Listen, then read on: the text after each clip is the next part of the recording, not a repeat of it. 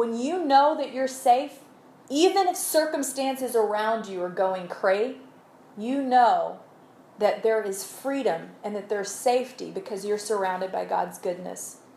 So no matter what difficulty we face, we are safe when we speak God's truth over our situation, and that truth will bring freedom and remind us that we are free from Satan's power. So we know that God's goodness, His mercy, is His protection. We know that His truth is His safety. So what is peace? When I look at the word peace in the Hebrew, the words safe, well, happy, welfare, health, and prosperity are all listed. So let's look now at Psalm 85:10. And this is the last scripture.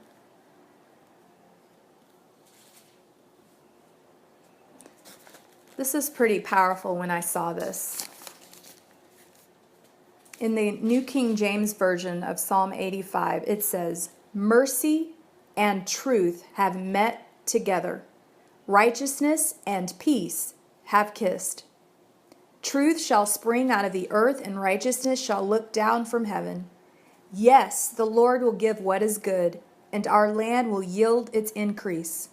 Righteousness will go before him, and shall make his footsteps our pathway." It says here that mercy and truth have met together.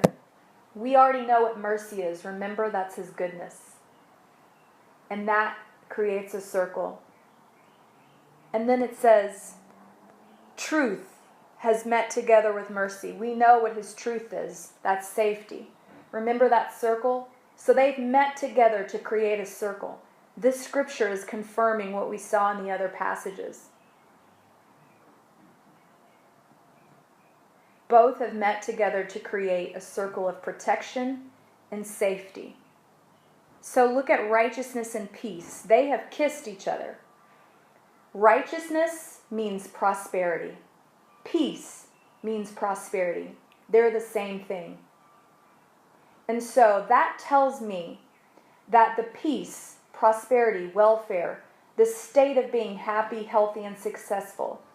It says here that righteousness will go before God and shall make His footsteps our pathway. So that says peace goes before God, and that becomes our pathway. So when we are surrounded by God's goodness, mercy, His truth, which is His protection and safety, what goes before us? Peace. Peace becomes our pathway. No wonder Satan attacks us with his lies, so that we lose our peace, so that we lose our pathway, and we lose our surrounding, our protection, our safety.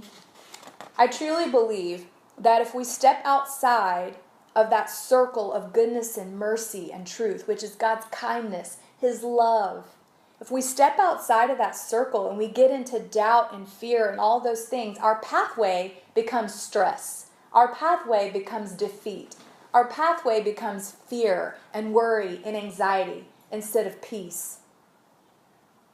So it's most important that we allow our pathway, the thing that goes ahead of us, which is God. He's already gone ahead of us. It says here that righteousness, which is peace, will go before Him and shall make His footsteps our pathway. So God has already gone before us to create a peaceful path. And His protection and His safety are there to keep us in the path. Isaiah 55:12 says, "For you shall go out with joy and be led with peace." There's another confirmation that God is leading us in peace, that the pathway for peace is to stay surrounded by His goodness, His mercy, His truth, which is His word. The moment we forget God's protection, the moment we forget His kindness, His mercy, His truth, His faithfulness, His word, we lose peace, we lose our path. I love when I looked up the word welfare and what that means. It means to be happy, healthy, successful. Now we know that life isn't always those things, but it can be, even in the midst of really trying situations. we can have those things. We can have peace because we're surrounded. We're safe. We're liberated from what Satan would try to do to us. And so I hope that in this message that we will all remember to stay in God's protection, to stay in the safe place, which is His truth, His word. When we read His word, we get back on track and we can get the promises that we need to live life, because life is trying.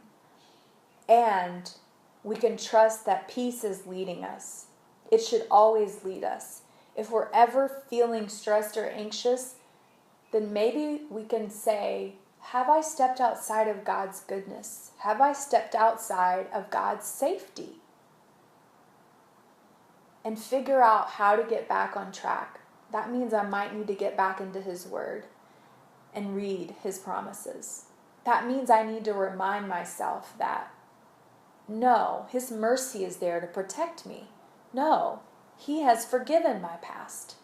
Now I'm back in peace.